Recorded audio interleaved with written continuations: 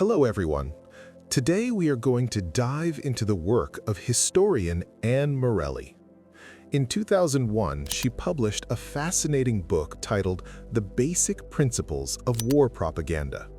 In this work, she leans heavily on the famous study by British politician Arthur Ponsonby, Falsehood in Wartime, which was published back in 1928 and exposed the mechanisms of deceit used during World War I. It is important to note that Morelli does not take sides.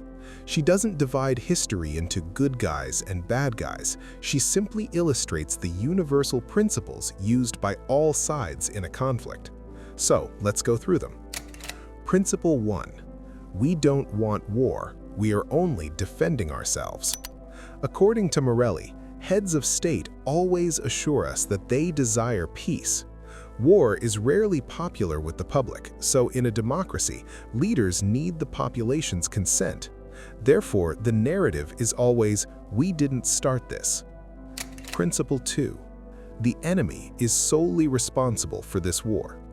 Both sides will claim they were forced into conflict to stop the enemy from destroying their values, freedom, or existence. It is the paradox of Orwell's "War is Peace."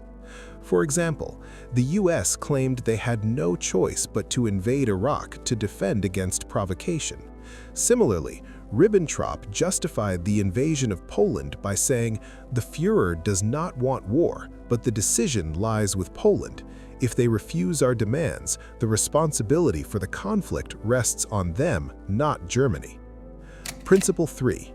The enemy leader is the devil incarnate. Morelli notes that it is ineffective to hate a whole group of people. It is much easier to focus hatred on the opposing leader. The enemy needs a face. While our side is depicted as pacifists who love diplomacy, the enemy leader is painted as a maniac or a monster. Think of how Milosevic or Saddam Hussein were caricatured. Principle 4. Our cause is noble, not our own interests. Economic and geopolitical goals are carefully masked behind moral ideals. Values can vary: destroying militarism, protecting small nations, or spreading democracy. Propaganda will convince the public that the war is being fought for purely altruistic reasons, while the economic realities are conveniently ignored. Principle 5. The enemy commits atrocities on purpose. Our army just makes mistakes.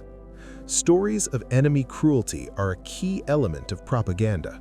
Cruelty is inherent to war, but propaganda insists that only the enemy is savage.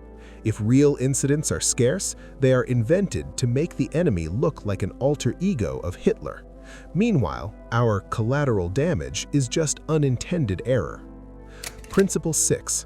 The enemy uses forbidden weapons. This complements the previous point.